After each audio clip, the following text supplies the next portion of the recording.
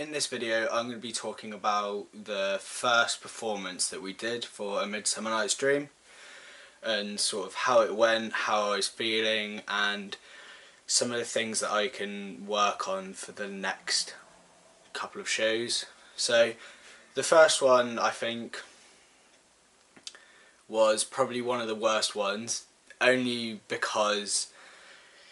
sort of the nerves were in and it was the first show, so people were quite nervous and people were anxious about what was going to happen, and if especially with jokes and stuff, if the audience were going to find them funny or this and that. But for me personally, it was mainly because of the dances, and it was a new stage, so it was a lot bigger, and so having that transition period from Emmanuel Hall to the Barnfield was actually really helpful for especially me as a dancer, because Emmanuel Hall is a lot smaller than the Barnfield,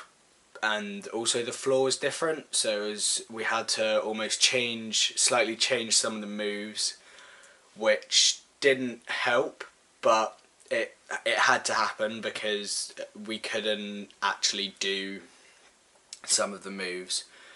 But at the same time, it was really fun doing the first show. It was sort of needed, because I was getting ready and really excited and stuff. But I think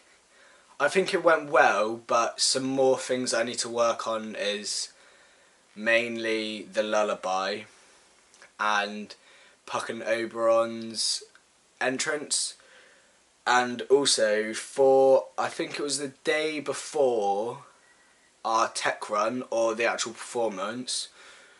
our head director Nigel Paul, he thought that it was a good idea that the fairies were always on stage,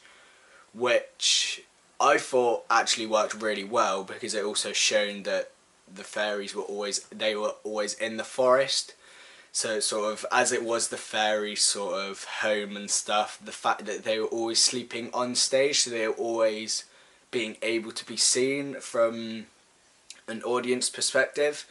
which also thrown in the mix was quite difficult, because obviously with the entrances of the fairies we had to change. So instead of coming on one side, coming on the next, coming on stage left and stage right,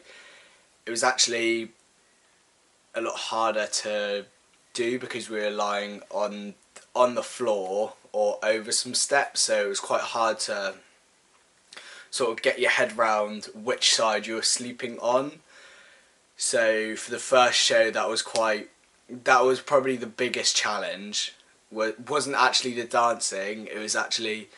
sort of remembering which side I sleep on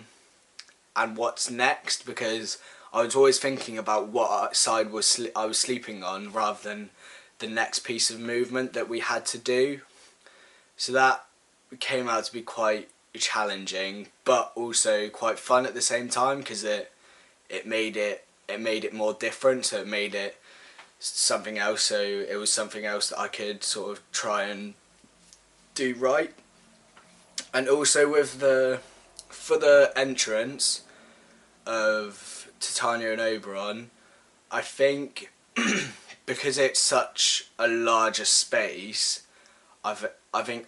my character, or me as a fairy, can use more of the space and do bigger, more exciting sort of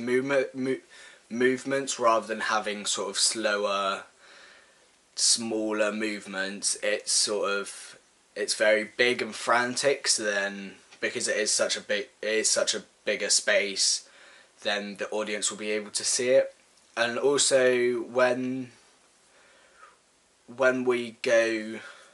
so when Titania and Oberon speak and then Titania says "Fairy skip hence," when we go through a pillar, and I think it will be a good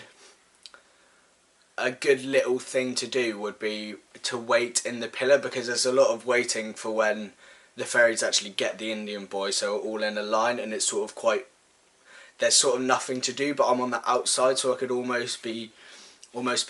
holding onto the pillar but also looking at what's going on to make, just because I'm curious about what's going on. So I think that I'll try that in the next performance and see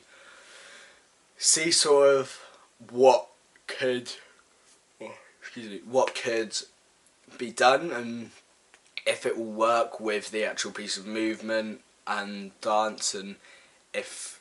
I can do it as well. And with the lullaby, the only really hard part about it is just is sleeping and then managing to get up and doing the movements, because in the lullaby it's most of the movements are very sort of low grounded, ground based sort of movements, so doing that on sort of a floor that wasn't very dance pleasing, I guess, it was quite hard because it was quite rough, it was quite a rough surface to dance on, so in some of the movements, I think personally and as an ensemble we did have to change a few movements just so we could get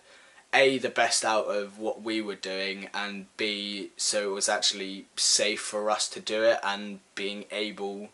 to get on to the next move, which didn't need to be changed. So it wasn't a massive change, it was just little things like sliding on the floor. We would sort of do a spin or a roll instead of sliding, which I guess looks fine, but I think that's the only sort of real thing that needed to be changed for that one.